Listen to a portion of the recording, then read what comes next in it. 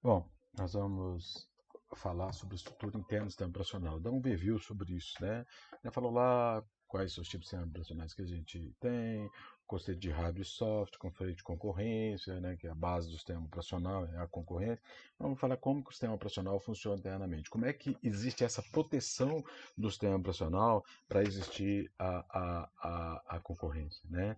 A gente já falou lá atrás que o computador ele é dividido, né, a gente pode considerar como máquina de níveis, onde só tem um nível real, que é o hardware, tá? E em cima dele a gente constrói vários níveis. E o sistema operacional é responsável por gerenciar o hardware. Ele faz parte dessa máquina de nível. O sistema operacional a gente poderia dividir ele em duas partes, onde uma parte está como uma interface, né, do usuário, do aplicativo com o hardware, uma parte está ligada ao hardware, outra parte está ligada à aplicação, outra parte está ao usuário final.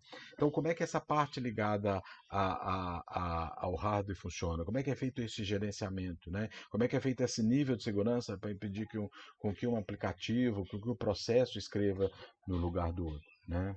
Bom, então, baseado nisso é que a gente tem a parte, né, que eu falei para vocês. A gente tem a parte baixa, que é a parte voltada diretamente para o gerenciamento do hardware, e a parte mais de cima, que é voltada para os aplicativos.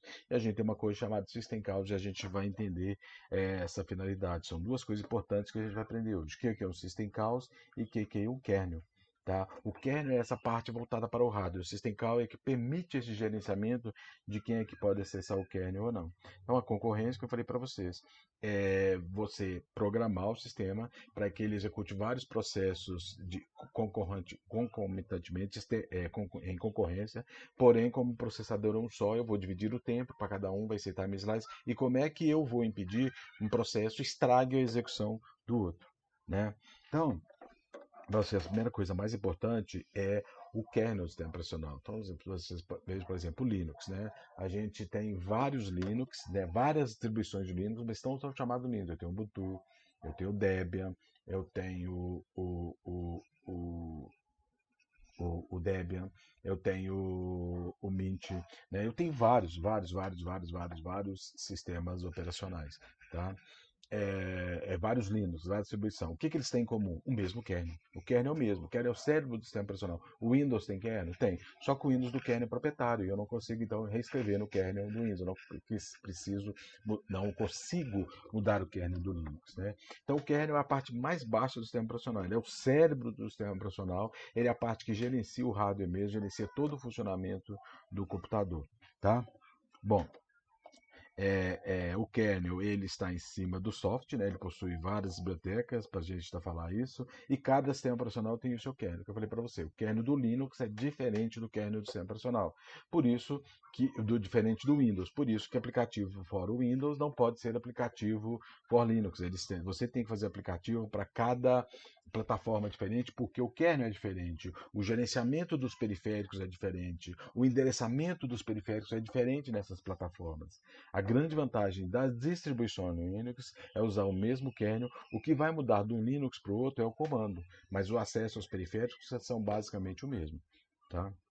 Bom, qual que é a função do núcleo? A função do núcleo é o gerenciamento do sistema. Então, no núcleo eu tenho o tratamento da interrupção, criação e eliminação de processos, sincronização de processos, gerência de memória, gerência de sistema de arquivo, gerência de operação de entrada e saída, suporte da rede, contabilização, auditoria, segurança do sistema. Então, por isso que o kernel é considerado o cérebro do computador.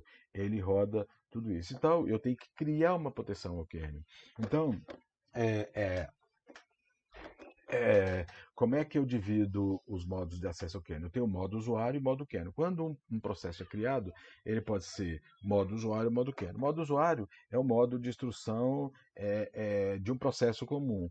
Ele não pode executar instruções privilegiadas, né? Ou seja, ele não executa instruções que trazem risco ao sistema. Então, o máximo para fazer é esse sistema executou uma operação ilegal e será fechado. Tudo bem, ele tentou executar uma instrução, a qual ele não tem direito para o sistema não trava.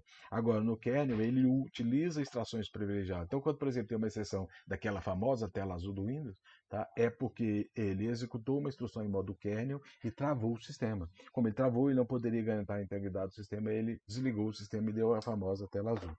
Tá?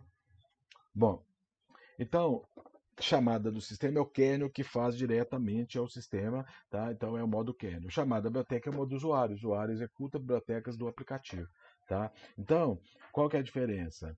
A chamada do sistema é executada pelo kernel. A chamada de biblioteca é executada pela biblioteca em programação. O modo de execução é o modo kernel. Né, na chamada do sistema. O modo de execução é o usuário, que é o usuário que chama a biblioteca. Essa biblioteca está entre o kernel e o usuário. Tá? Mudança de modo. Toda vez que eu estou em modo usuário e preciso passar para o modo kernel, eu tenho que fazer uma mudança, porque eu não posso acessar instruções privilegiadas como modo usuário. Então, eu tenho que chamar uma aplicação, essa aplicação é chamada de System Calls, eu tenho que chamar essa aplicação e pedir para ela, olha, eu quero acessar o modo kernel, mas eu não tenho prioridade para fazer isso. O que eu faço? Aí o System Calls fala assim, eu posso porque eu sou um superusuário. Então, ela pega a informação do modo usuário, o que o modo usuário quer fazer, por exemplo, a usar uma impressora. Mandar imprimir é uma coisa que não gera incompatibilidade de dados, não gera travamento de sistema. Tá? Mas selecionar a impressora, sim, porque se dois programas selecionarem a impressora simultaneamente, eles tiverem condição de selecionar a impressora simultaneamente, eles vão mandar os seus dados para ser impresso e vai sair uma parte de um arquivo outra parte de outro, ou seja, vai gerar uma inconsistência de dados, uma incompatibilidade do sistema. Então, quando um cara pegar a impressora, só ele pode pegar. E quem pode fazer isso? O kernel, porque essa é uma instrução privilegiada. Tá? Exatamente para evitar essa inconsistência de dados. Então, eu preciso de acessar o modo kernel, eu não posso, como usuário, eu não posso acessar o modo kernel. Eu tenho que solicitar alguém para pedir o kernel para fazer isso para mim, porque o kernel é um só. Tá? Então, quem faz isso é a System Calls. Já no modo usuário, eu não preciso fazer isso, porque eu não preciso mudar, eu já é um usuário comum. Então, todos os usuários executam instruções. O máximo que ele vai fazer é ele parar a execução, porque ele não conseguiu garantir consistência de dados, mas ele não trava o sistema. Ok? E a portabilidade? O modo kernel nem não tem portabilidade. O chamado sistema não é portátil, é só um usuário que pode fazer de cada vez. Já na biblioteca é portátil, você pode chamar várias bibliotecas simultaneamente para ser executado. E uma biblioteca pode ser chamada por vários sistemas simultaneamente, porque ele chama a biblioteca e quem faz a execução toda é a biblioteca. Ok? E o que é o System Calls, então? A gente já deu uma pincelada, vai falar. Quando eu estou em modo usuário, né, estou executando uma instrução não privilegiada e eu preciso de executar uma instrução privilegiada, eu não posso executar, eu não posso virar kernel e executar. Porque o kernel é um só, o kernel é o superusuário. Só quem é superusuário pode acessar o kernel. Então, quem é esse? É o sistema que faz isso? É o chamado System Calls.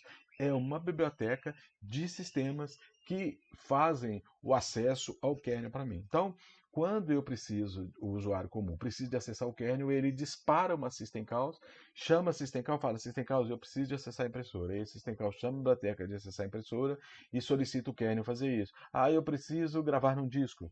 Aí ele chama a System Calls de gravar em disco, a System Calls dispara todos os comandos, chama o kernel e faz isso. Então, quem faz isso é a System Calls.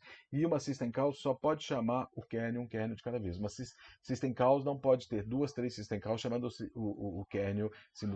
Não, cada System Calls chama o kernel uma vez para evitar com que ele execute várias tarefas simultaneamente e trave o sistema. Tá? Bom, então é isso que eu falei. E como é que eu faço isso? Quando eu estou executando uma rotina, tá? Como é que eu faço para executar uma rotina, né, em modo kernel e para? Então, quando eu chamo o kernel para ser executado, o que que eu faço? Eu paro a minha execução, tá?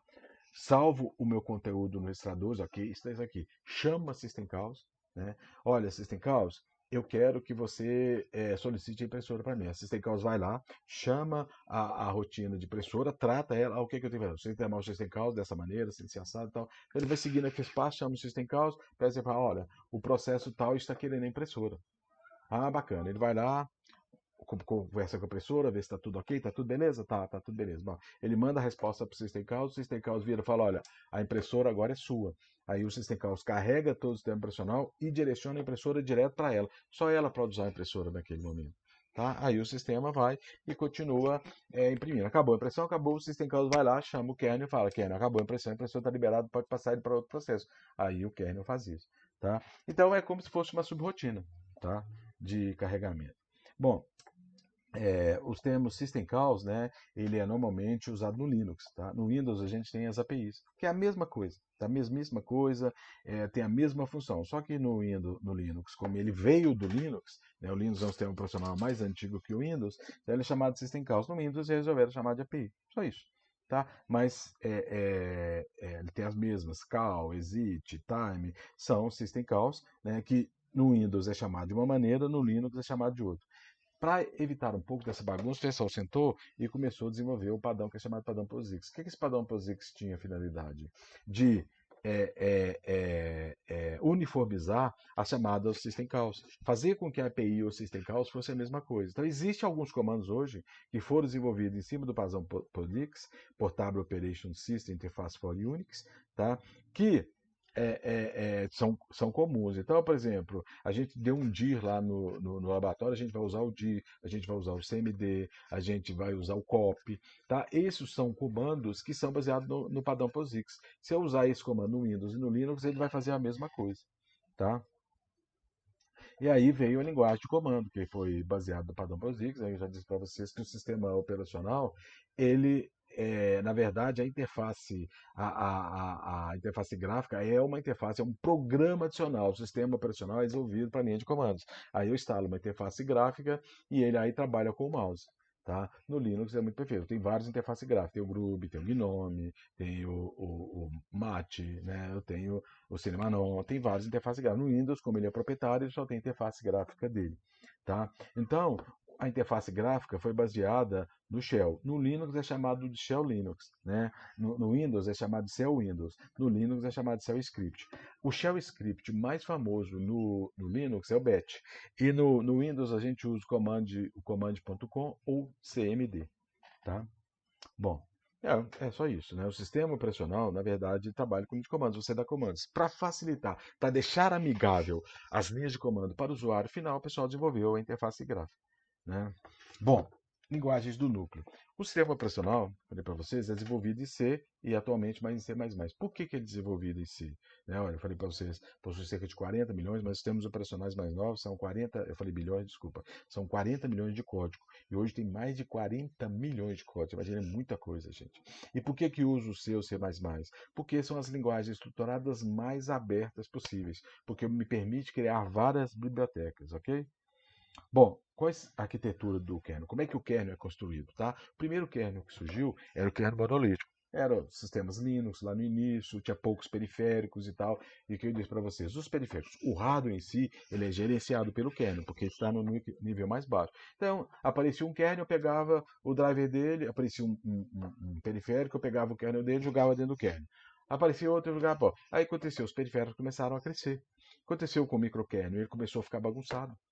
Tá? Ficou cheio de coisa e não tinha muita utilidade, né? E você poderia acessar a impressora, mas você não precisaria de ter um servidor de impressão, por exemplo, né? Então o que o pessoal fez? Vamos desenvolver um kernel para deixar ele um pouco mais enxuto, para deixar um pouco mais fácil de trabalhar e mais seguro também. Então veio a arquitetura em camadas, onde eu tenho várias camadas, tem o usuário final, os aplicativos e tal, até chegar no kernel mesmo, tá? E tem arquitetura microkernel, o pessoal resolveu tirar muitos servidores dentro do kernel, deixar só o básico dentro do kernel e fazer tudo via servidores para acesso do usuário final. Por exemplo, um servidor de impressão, ele pode ser acessado por qualquer usuário, mas o servidor de impressão precisa acessar a impressora. Então, o servidor de impressão, na hora de imprimir um arquivo, ele se transmuta de usuário comum para o kernel através da System Calls, manda imprimir aquilo. Acabou, ele manda o comando e pede de novo para imprimir de novo. E assim sucessivamente. Tá? E tem a gerência de máquinas virtuais, que é transformar o meu kernel, né, transformar o meu hardware, meu sistema operacional, em tudo uma virtualização. Né? O JVM é uma máquina virtual, o VirtualBox é uma máquina virtual, é fazer isso. Arquitetura monolítica, eu falei para vocês, eu vou jogando tudo lá e observação. Toda vez que eu preciso de botar um driver novo dentro do meu sistema operacional, eu tenho que recopilar o kernel. Tá? Quando o kernel era pequenininho, tudo bem. Recopilava o kernel, demorava ali 2, 3 horas para recopilar o kernel e estava feito. Agora você imagina recopilar um programa que tem 40 milhões de códigos. Você leva uma semana para fazer isso. né? Fez uma alteração, você vai fazer. Então, por isso que o sistema teve que se mudar para para um sistema onde eu pudesse fazer isso, né? Aí o que acontece? Eu criei a camada. Eu tenho o usuário, eu tenho o supervisor, que é o cara que faz a integração entre o usuário e o kernel. Eu tenho o executivo, que é onde vai ficar esses programas, servidor de pressão, servidor de arquivo, onde vai ficar esses programas, tá? E depois eu tenho o kernel. Então, quando o usuário precisa acessar uma impressora, o que ele tem que fazer? Ele tem que passar para o modo supervisor, chamar uma biblioteca, que vai chamar o executivo, vai ver o que é que ele está sendo, chamar o servidor de impressão, para passar aquele negócio para a impressão, para ele chamar uma system calls, para ele chamar o kernel para mandar imprimir. Tá? Então, o usuário, para imprimir, ele tem que passar por duas camadas para poder imprimir. Tá, para chegar na impressão. Qual que é a grande vantagem disso? Eu não tenho acesso, eu não preciso recopilar, porque basta eu colocar esses drives novos, essa solicitação no meu executivo, o kernel continua o mesmo. O usuário está isolado do kernel por duas camadas, agora o grande problema é o tempo. Né? Para eu acessar o kernel, para eu pedir uma impressão, para eu mandar imprimir o arquivo, eu tenho que passar por três camadas para chegar a imprimir. Tá? O J, o Unix e o Windows mais antigos são baseados nesse sistema. Até o Windows 10 ainda é baseado um pouco nesse sistema. Né? Vem aí a arquitetura microkernel, né? Desculpa. Aí tem a arquitetura microkernel, desculpa. O que a arquitetura microkernel faz? Você tira muita coisa de dentro do kernel e transforma em gerência. Então, por exemplo, acessar fisicamente a memória, quem tem que acessar o kernel. Mas fazer o gerenciamento do mapeamento da memória não precisa de seu kernel, pode ser um gerenciador. O que eu tenho que fazer é tomar cuidado com o gerenciamento da memória, né? Gerenciamento de proteção, gerenciamento de disco, de arquivo e tal. Em vez de eu estar tudo isso dentro do supervisor, eu tiro o modo supervisor, tá? Eu tiro o modo usuário, já entra direto no gerente e o gerente já entra direto no kernel. Tá? O grande problema disso é a segurança. Tá? Eu tenho que implementar uma segurança muito grande. Por ser um sistema mais atual, ele não é muito utilizado no sistema, mas a tendência é que fique. E por último, né, para combinar os aspectos, né, da rapidez do microkernel com a segurança do monolítico, né, o que o pessoal fez? Desenvolveu um sistema híbrido, onde você tem o modo usuário, né, que você vai ter alguns servidores, e dentro dele algumas aplicações que são importantes dentro do microkernel. Tá? Então, ele misturou o melhor dos dois mundos para fazer isso. Então, o Mac e o Windows 10 já trabalham com o sistema híbrido. Ok? Utilizando isso. E a arquitetura de máquina virtual, o que é? Você vai pegar o seu hardware, tá? Vai instalar um programa nele, ou o seu sistema operacional, depende do nível de virtualização que você vai estar fazendo. E instalar uma outra máquina como se aquilo fosse um negócio assim. O que a virtualização faz? Transforma a sua máquina guest, transforma a sua máquina hospedeira em um hardware.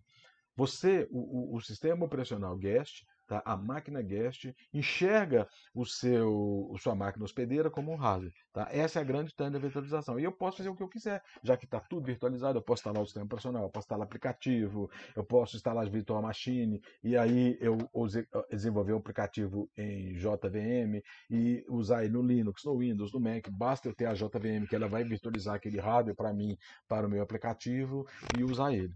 Tá? Então, a Virtual Machine seria, né, uma grande aplicação para a gente utilizar a minha concorrência e o meu sistema. Ok? Muito obrigado por tudo.